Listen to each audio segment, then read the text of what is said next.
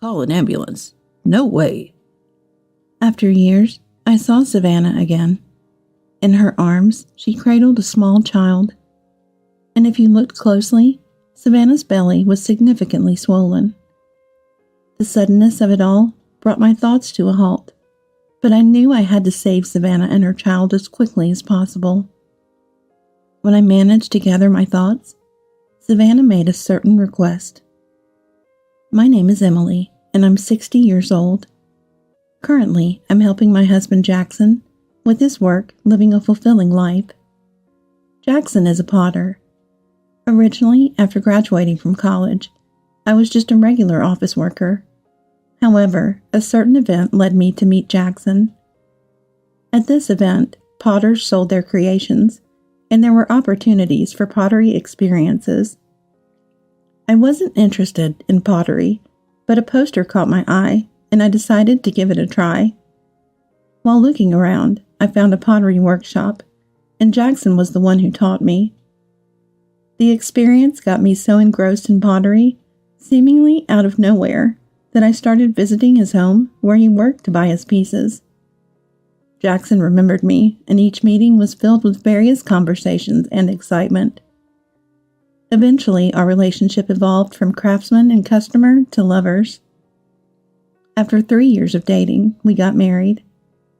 Jackson told me to pursue whatever I wanted, but I was interested in pottery, so I decided to help him. When we got married, Jackson's parents had already retired from pottery, which made me want to help him even more. Then we had a child. We named her Savannah, pouring all our love into her. When Savannah was about 3 years old, Jackson and I wanted her to enjoy pottery, so we took her to the workshop, let her touch the creations, and even let her make some. Savannah, showcasing her innate talent, created wonderful pieces. It seemed like she found joy in pottery, happily looking at her own creations. Eventually, Savannah expressed her own desires. "I want to make plates," saying. Seeing her like this made me smile uncontrollably. As she grew, Savannah wanted to take over the family business, brightening our future even more. Jackson had several apprentices over the years, all kind and supportive of Savannah working with us in the future. After graduating high school, Savannah went to college, studying not only pottery, but also world history, culture, and arts. On her days off, when she didn't have to go to school, she helped with the family business, improving her skills. Having been taught by Jackson since she was young, her skills were astonishingly excellent. But Savannah never became complacent. Together with all the apprentices, she continued striving to spread the joy of pottery. 5 years after graduating college, Savannah was nearing 30, and I often thought about how quickly children grew up. Then one day, Savannah brought surprising news. "Mom, I'm getting married." "What? Married?" The sudden announcement shocked me, and I couldn't help but raise my voice. Savannah had a boyfriend since her college days. I had thought that they would eventually marry if things continued as they were, but hearing it for real left me speechless. The boyfriend's name is Benjamin. He had spoken to me a few times, and I thought highly of him. Savannah then shared the story leading up to their decision to marry. Apparently, the first proposal came around the time she graduated from college. Initially wanting to continue working with pottery at home, she asked for more time. True to his word, Benjamin gave her that time, continuing to propose over the years. Years later, when Savannah felt it was time to make a decision, she happened to see several photos of her friends with their children posted on social media. Seeing her friends happy made Savannah suddenly think that she should get married too. "I realized all my friends were married with kids, and there I was, not even close. After a lot of thinking, I decided I wanted to marry Benjamin." "That's how it was. Well, if that's what you've decided, neither Dad or I have anything to say against it." "Thank you." After accepting Benjamin's proposal, Savannah had some requests for him. Firstly, she wanted to continue working just as before, after marriage, and she didn't want to have children for a while. While it's true she saw her friends with children as happy, she wanted to keep her current lifestyle as much as possible after getting married. Benjamin agreed with her views, and so they decided to marry. However, there would inevitably be many changes from their previous life, and Savannah might find some of them bewildering. Their new home would be very close to ours, and I wanted to support them as much as possible. If you ever have any troubles, come straight to me. Okay, thank you. The sensation of my daughter getting married was novel to me. When she first told me, it felt surreal. But listening to Savannah, understanding her thoughts and plans reassured me. I hoped she would build a happy family. Yet this marriage would reveal Benjamin's true nature, leading to a crumbling of the happy life we envisioned. Savannah, having left home to live with Benjamin, seemed no different than before, visiting our home almost every day. However, 6 months into their marriage, I was informed they were moving far away due to Benjamin's job transfer. It turns out Benjamin had been warned of a possible transfer before marrying Savannah, but had kept it a secret. I couldn't fathom why he did that, but I guessed he feared Savannah might refuse marriage if she knew. Hearing this, I couldn't help feel distrustful of Benjamin. I wondered if he truly had Savannah's best interest at heart. Are you okay with this? I know it's odd to say, but what about asking for a long-distance job assignment? I wanted to continue my job too and suggested it, but he said he couldn't be without me. Since he's always accommodated my whims, I thought I should listen to his request this time. I see. If Savannah decided so, there was nothing more to say. I refrained from further comment. A few days after Savannah's report, they moved away quickly. The realization that they were truly gone saddened me. The apprentices who had grown close to her also felt the loss, highlighting Savannah's significant presence. Half a year later, as we were living our usual lives, Savannah called. She had given birth to a child, our first grandchild. While I was happy, several suspicions arose. If the baby was born a half a year later, it meant Savannah was already pregnant at the time of the move.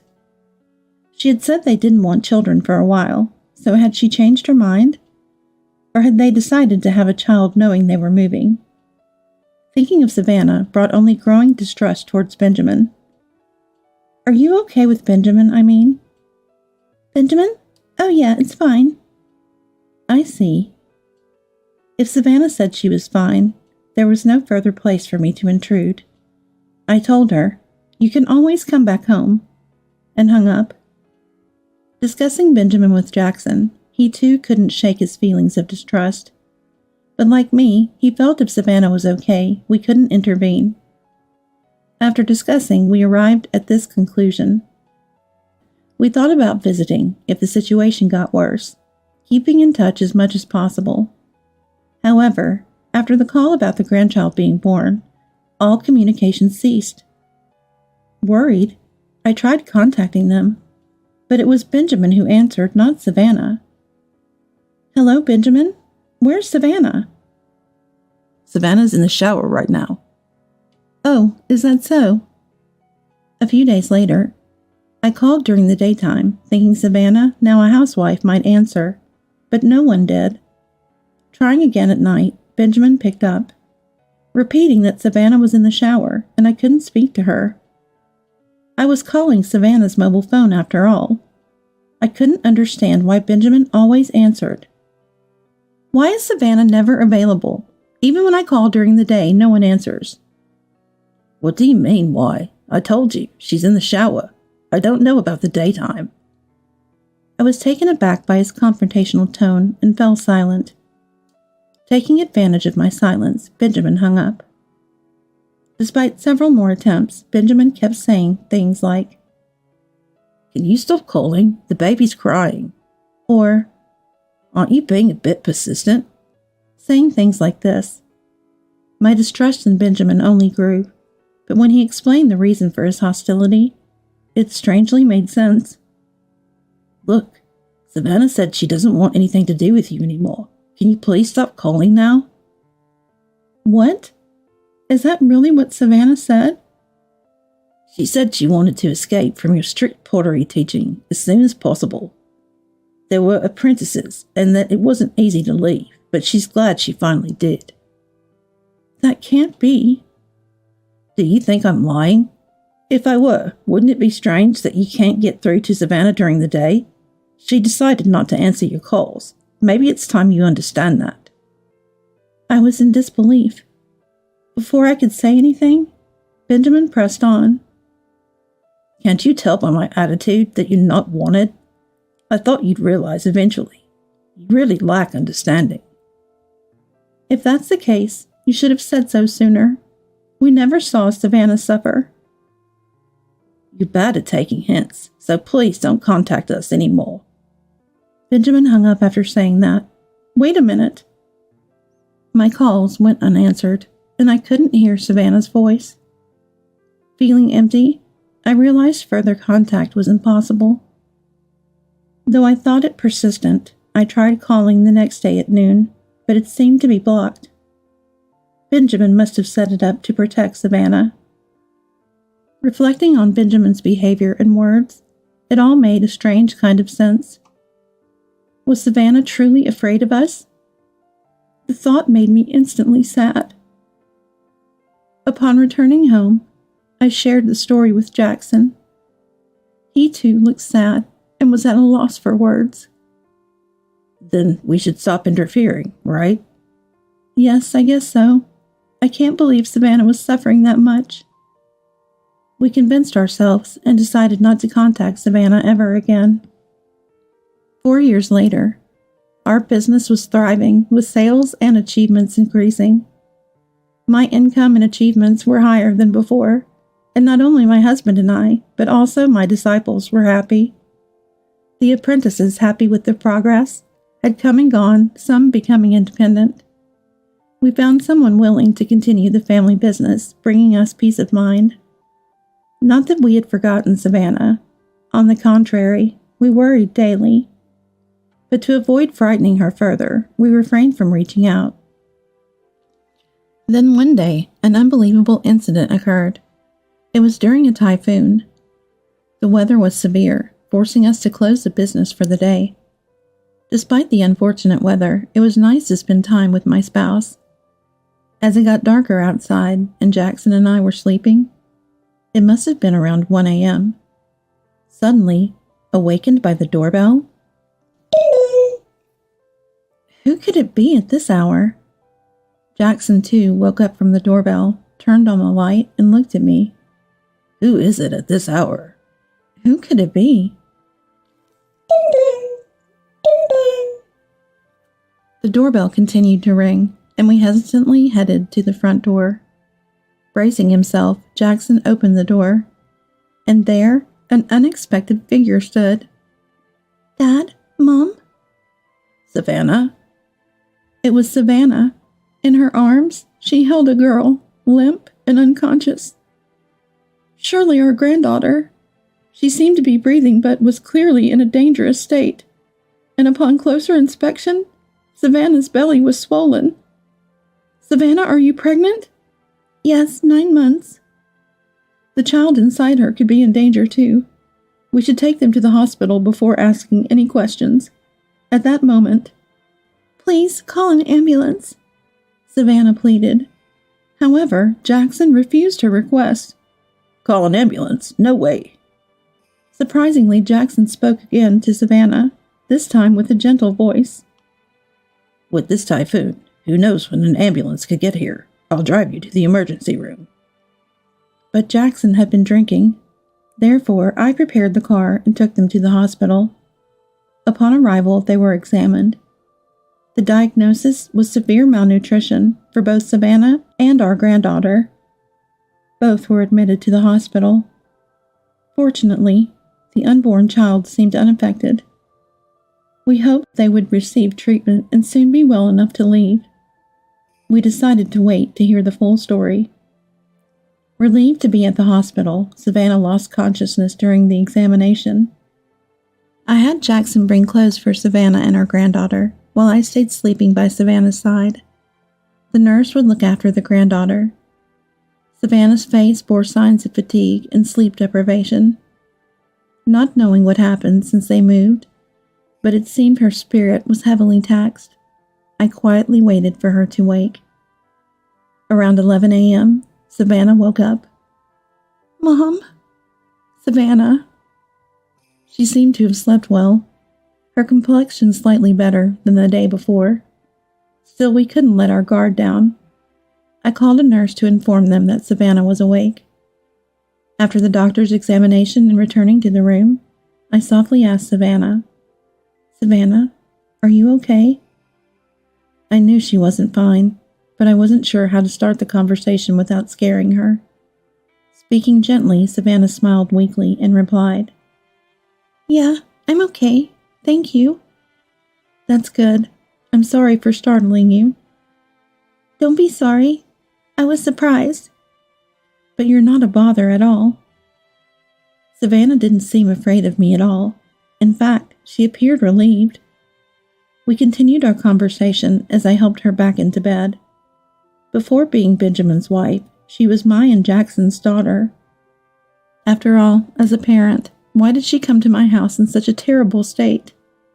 Many questions about her terrible state and her late-night visit lingered. But I felt it best not to pry too much. I decided to wait until Savannah was ready to talk. Even if she never spoke about it, I wanted to respect her feelings.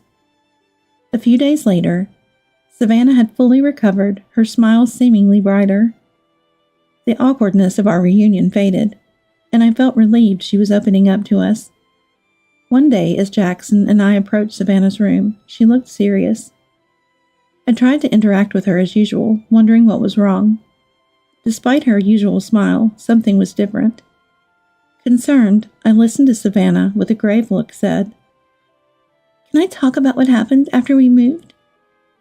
Surprised, Jackson and I realized Savannah was ready to share. "Yes, we'd like you to talk, if you're comfortable." "Okay, thank you." After hearing our responses, Savannah began to share her story. It was unbelievable. Apparently, Benjamin was a terrible man. He had proposed, and at first she had accepted. Having been lovers for many years, she thought she knew everything about Benjamin, but Savannah came to know his true nature only after getting married. Benjamin was extremely possessive, always wanting her to only have eyes for him. He made her cut off all her friendships, didn't allow her to work, and forbade her from leaving the house. Her mobile phone was confiscated, and she was completely cut off from the outside world. The last contact she had before her phone was taken away was when she messaged me about the birth of her child. So why didn't she reach out for help? She thought it wouldn't be possible to get help. It seems Benjamin had convinced Savannah that we all hated her, that she could only rely on him. Shocked by these words, Savannah became too afraid to talk to us. There were various other restrictions in her daily life as well. She wasn't allowed to get proper sleep, was only allowed 1 meal a day, which was just a piece of bread. Even the use of the shower and the toilet was restricted to certain times, and those were the only times she could leave her room. Although I have never been in such a situation, just hearing about it was enough to understand how trapped she felt. The reason she managed to escape was because she saw her child lying weakly beside her. Since the birth, her child had been forced to live a far from decent life. She realized it was her lack of courage that led to this lifestyle. She thought even if something happened to her, she wanted her child to have a decent life at least. After much thought, escaping seemed to be the only option. Though she believed we hated her, she decided to return to her parents' home and seek help. Once she made up her mind, things moved quickly. Savannah sneaked away from Benjamin's watchful eye and ran away from the house. And that's how she ended up at our place.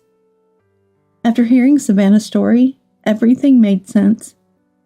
Just to be sure, we asked if she was afraid of us, but she shook her head no. "Mom, he lied to you too, huh?" Yeah. When it's explained, it's easy to believe. I'm sorry I didn't notice anything. Savannah shook her head again at my words. Then we proceeded to inform the police and file a report. A female officer came to the hospital room to listen to the details. Taking the situation seriously, the police raided the house where Benjamin was supposed to be moving to, but by then he was already gone. Knowing that Savannah had escaped, he must have panicked and gone looking for her somewhere. This led to the realization that Benjamin could appear in front of Savannah at any time, and the police strengthened their patrol around the hospital and our home. A few weeks later, Savannah was discharged from the hospital after giving birth. The baby was born healthy, which was a relief. Eventually, everyone was discharged safely, and they began living in our house. For a while, we left the family business to an apprentice, and Jackson stayed home all the time, which was reassuring. It's still not safe to let our guard down, but it's nice to see Savannah smiling again like she used to. If possible, I'd like us to continue living a happy life. That's what I had hoped for, but reality didn't go as smoothly as expected. It happened on a day that was supposed to be just another calm afternoon. While we were making lunch with Savannah, we heard a noise coming from upstairs. No one was up there. Jackson, who had been relaxing on the couch, seemed to have heard the noise too. "I'll go check upstairs," and said. We hadn't been this cautious about noises before, but ever since Savannah's incident, we've been living each day with heightened vigilance. I told Savannah and my grandchild to stay close to me as I waited, mobile phone in hand, hoping Jackson would come back soon. Then, from upstairs, we heard what sounded like an angry voice. "Hey, what are you doing?" Someone had intruded, and there was a confrontation. I immediately called the police. Later, Jackson told us what had happened at that moment. He went upstairs and quietly entered the room where the noise was coming from. There, he found Benjamin. Benjamin, upon seeing Jackson, seemed surprised. "Benjamin, how did you get in here? What are you doing?" "Shut up. Where's Savannah? She must be here, right? I came to take Savannah back. I can't let her be with people like you." "Calm down. Shut up." Benjamin, greatly agitated, lunged at Jackson. Jackson managed to restrain him, wondering how to alert us downstairs to call the police. Just then, the police arrived. Just hearing about it was enough to feel the intense tension. Afterwards, when Benjamin was being taken away by the police, he caught sight of Savannah and exclaimed, "Savannah, why did you betray me? I love you so much. Why would you do this? I only came to pick you up today." Benjamin's love for Savannah was completely twisted. Thinking about Savannah having to endure that kind of love was heart-wrenching. Glancing at Savannah, she had a sad look on her face. Then, Benjamin was rearrested for kidnapping, breaking and entering, and carrying a knife with the intent to harm me and Jackson, among other charges. It's hard to know what led Benjamin to express his love in such a distorted way, but I suspect it had something to do with his childhood. However, I heard that Benjamin's parents had passed away. What happened to Benjamin is something that only he might know now. Months later, Benjamin was convicted and sent to prison. This should keep us safe for a while. But given Benjamin's obsession, he might look for Savannah after his release. So we've been discussing as a family what to plan before that happens. For now, we're living happily in our home.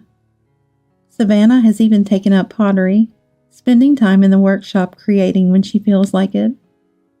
My grandchild, initially wary, has now opened up, spending time playing or helping Savannah with her pottery. Despite the long periods we were apart, being together and seeing everyone's smiles is what makes me happiest. It warms my heart and makes me appreciate the beauty of family all over again. My only wish now is to keep everyone's smiles safe.